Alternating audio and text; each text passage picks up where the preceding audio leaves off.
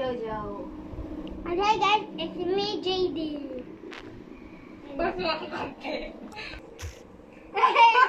Hey guys, nga po tayo for today's video. Makikita niyo si Pusa. Ayan, si Mikey yan. Si Mikey yan.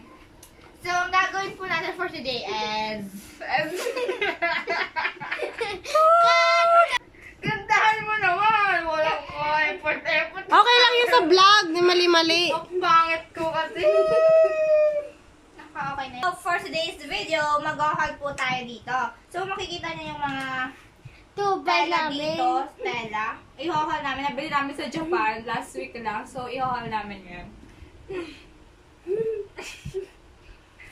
Nakapos? Bakit? Dali na.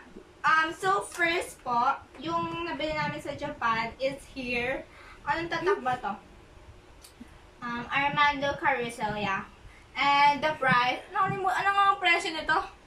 JD? JC? JC?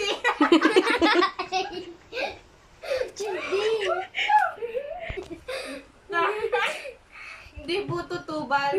Nabili namin ito sa Japan na worth of 30,000 pesos. Yeah! Joke! It's only $1. Wow! Kagulo, kakasura. 200 ano lang to sa SM. Mga 300 sa SM, ganon. Pero doon mo. Second is yung medyas na mag-grande. Mga abnoy. Ito po mo. So, ito po nabili namin siya hindi magkapares. So, yun. Maganda kasi hindi magkapares. Unique, you know. Nabili namin ito ng ano. Siguro ano.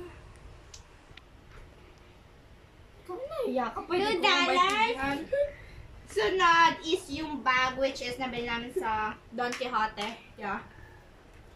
Mura lang to dun. Gano'n lang to. May 50 lang to.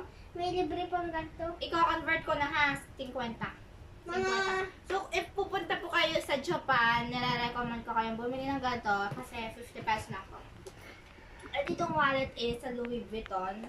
Hindi halata Louis Vuitton, pero Louis Vuitton. Louis Vuitton. Kasi may button.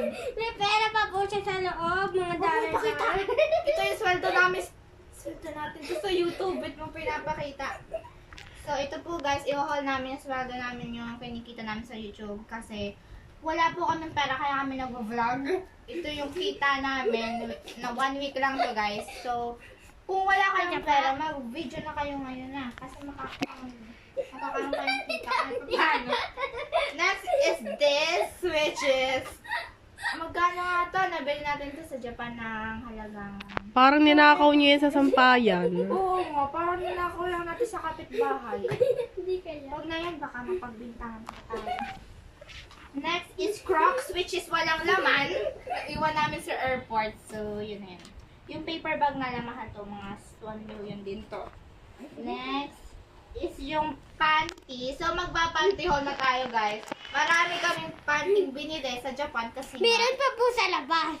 mura po ang panty Kaya sa ba't kasampay pa po? Mura po panty sa Japan, kaya siguro $1 lang. buy one take everything. Buy one, take everything, sarap. Yes, kung Corny. gusto mo.